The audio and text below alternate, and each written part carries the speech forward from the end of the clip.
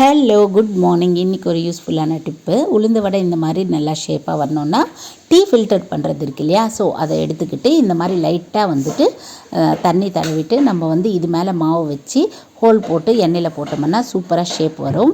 So நம்ம போடும்போதே வந்து பார்த்திங்கன்னா ஒட்டாமல் வந்து வழுக்கி எண்ணெயில் விந்துடும். லைட்டாக வந்து தண்ணியை வந்து தொட்டுட்டு அது மேலே மாவு வைங்க. எப்போல்லாம் நான் உளுந்து வடை ப்ரிப்பேர் பண்ணணும்னு நினைப்பேனோ அப்போ வந்து உளுந்து வடை இல்லாமல் அது போண்டா மாதிரி ஆகிடும்.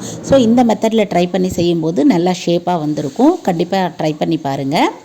இன்றைக்கி மார்னிங் பிரேக்ஃபாஸ்ட்டுக்கு வந்து பார்த்திங்கன்னா சூப்பராக சுட சுட இட்லி, சாம்பார், சட்னி, வடை தான் வந்து ப்ரிப்பேர் பண்ணியிருந்தேன். Rice cake with a hint of semolina. Just give me a side of lentil vegetable stew. Just a little bit. Just drizzle salt on top. Just drizzle it like that, and make sure it's very nice and fluffy. So one plate idli sambar and a vada.